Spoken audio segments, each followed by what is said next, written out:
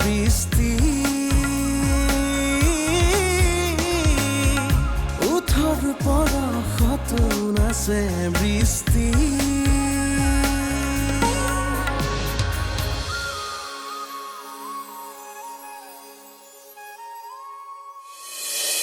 কি পালা স্পটত?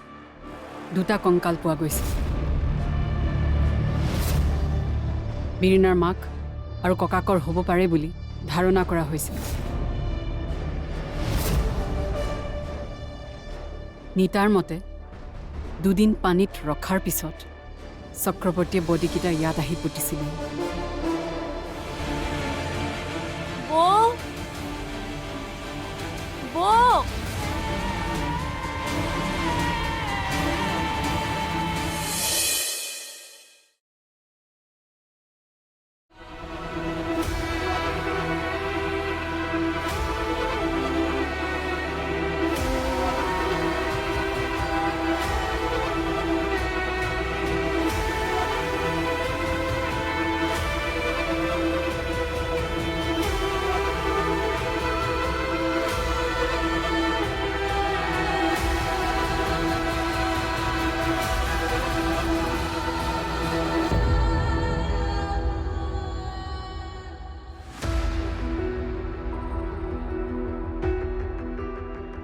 বীৰিনা,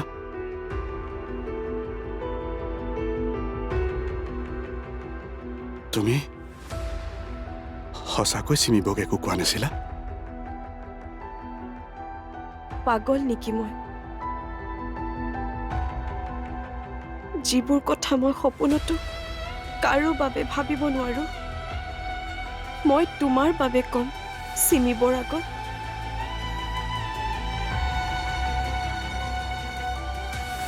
তেন্তে চিমিবই মোক কিয় তেনেকে ক'লে?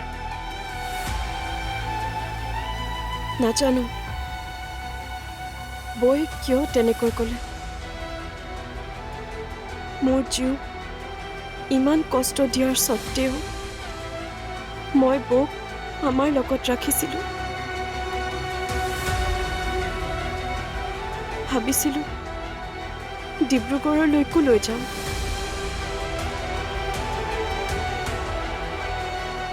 গোটেই জীৱনটো বৌক আমাৰ লগতে ৰাখিলোহেঁতেন। দাদাই একচেপ্ট নকৰিলে।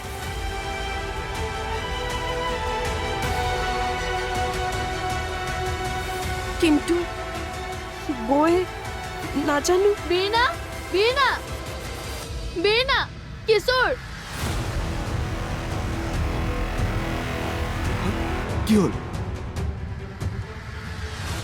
বৌ ঘৰত নাই। ঘৰত নাই? বজাৰলৈ গৈছে চাগে, আহিব। আৰে বজাৰলৈ গ'লে কোনোবাই কাপোৰ লগত লৈ যায় নেকি?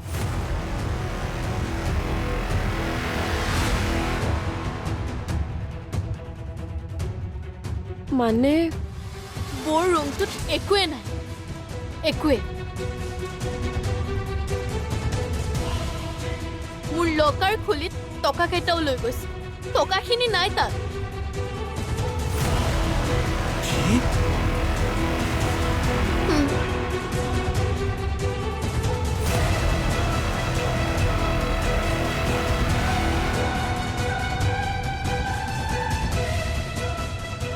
ধৰা পৰাৰ ভয়ত পলালে চাগে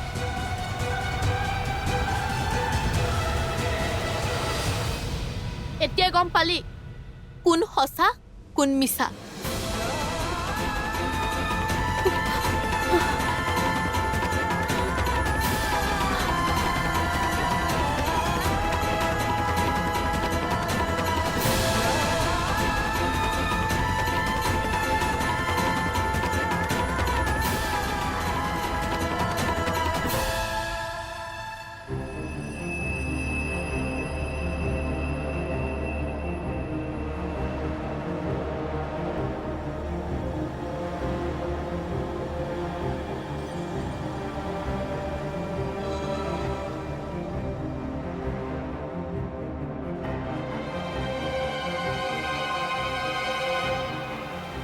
বাবাদা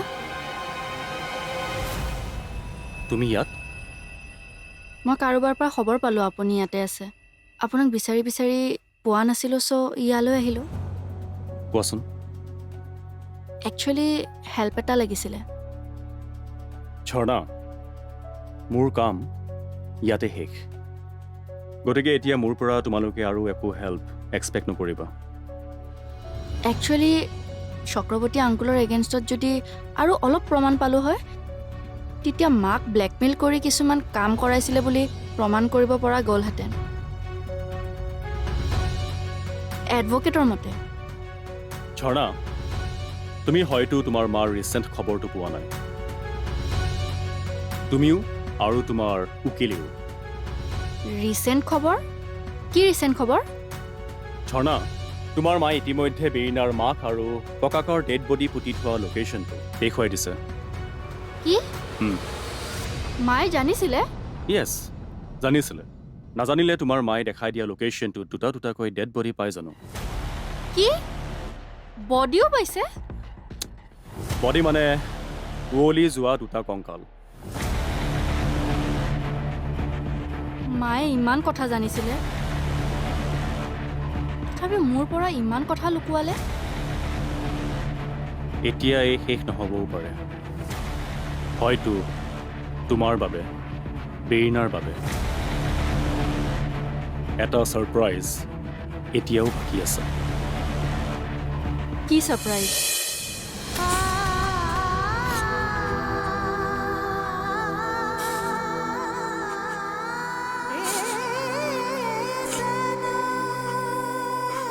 বেৰিনা মোক ক্ষমা কৰি দিয়া ওঠৰ পৰশত নাচে বৃষ্টি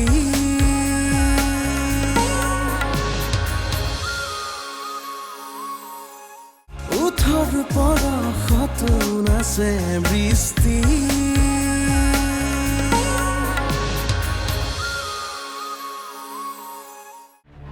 কি ছাৰপ্ৰাইজ মই ক'ব নোৱাৰিম মানা আছে বাবাদা কি কথা আছিলে প্লিজ কোৱা অলৰেডি বহুত কষ্টত আছোঁ আৰু সহ্য কৰিব নোৱাৰোঁ ঝৰ্ণা মোৰ মতেও তুমি আৰু কষ্ট পাই থাকিব নালাগে এটা কাম কৰা তুমি মৃন্ময়লৈ ফোন কৰা আৰু বিয়া হৈ গুচি যোৱা বিয়া হৈ গুচি যোৱা ক'ত যাম মৃন্ময়ৰ ঘৰলৈ মৃন্ময় ঘৰলৈ যাওঁ আমাৰ ঘৰ আমাৰ প্ৰপাৰ্টি এইবোৰ এৰি থৈ মই কিয় যাওঁ ঝৰ্ণা তুমি কথাবোৰ এতিয়াও চিৰিয়াছলি লোৱা নাই ন সেই প্ৰপাৰ্টিত তোমাৰ কোনো অধিকাৰে নাই কিয় অধিকাৰ নাথাকিব পাপা সেই সম্পত্তিৰ মালিক আছিলে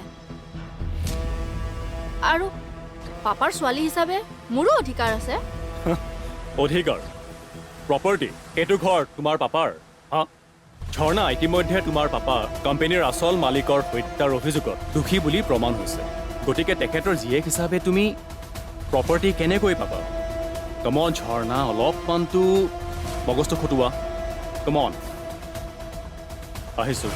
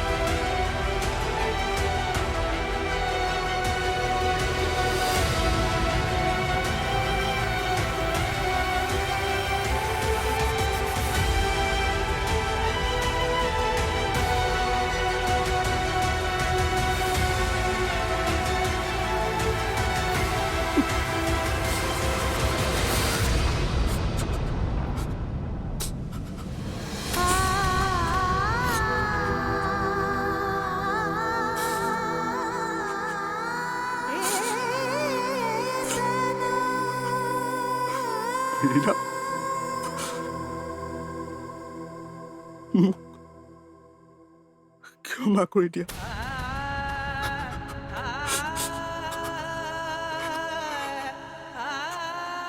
ক্ষমাটোতো তুমি খুজিবই লাগিব,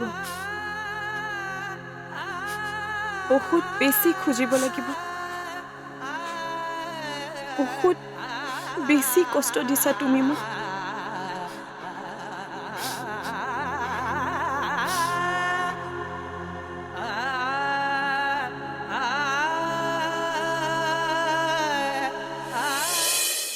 মই কি কৰিম কি নকৰিম ভাবি পোৱা নাছিলো আৰু ঘৰলৈ গুচি গৈছিলো।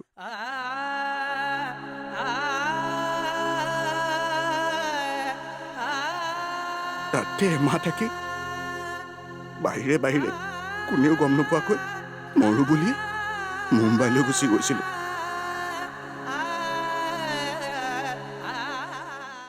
ওঠৰ পৰশতো নাচে বৃষ্টি,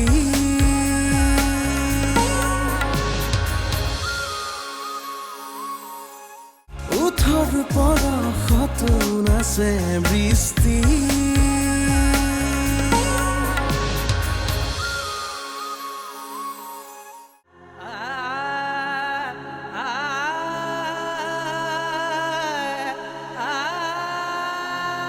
ৰীনা,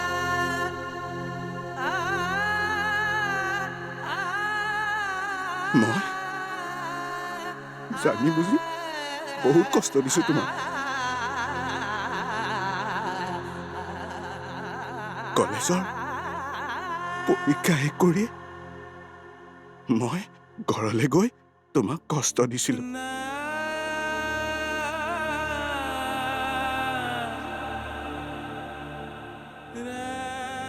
তোমাক জানি বুজি কষ্ট দিবলৈ বাধ্য হৈছিলো মই।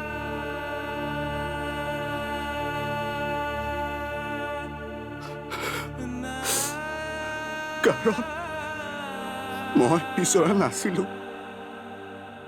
মোৰ লগতে তোমাৰ জীৱনটো শেষ হওক।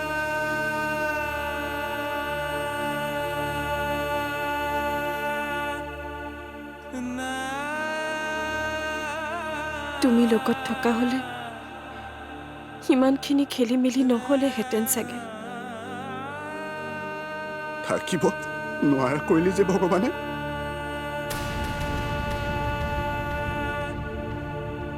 না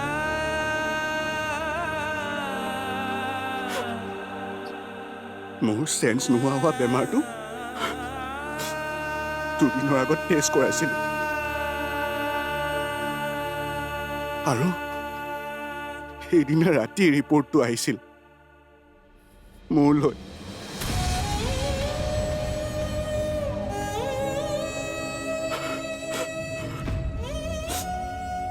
আৰু মোৰ কেঞ্চাৰ ডিটেক্ট হৈছিল।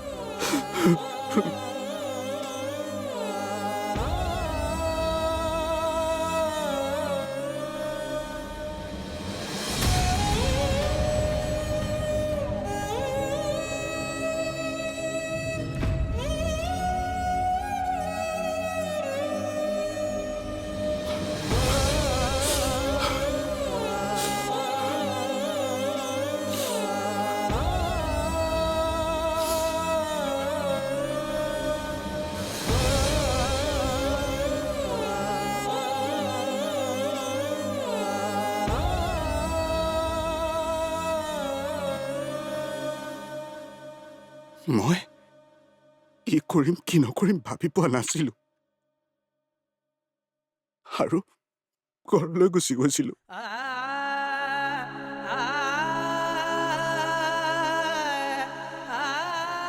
তাতে এমাহ থাকি বাহিৰে বাহিৰে কোনেও গম নোপোৱাকৈ মৰো বুলিয়ে মুম্বাইলৈ গুচি গৈছিলো।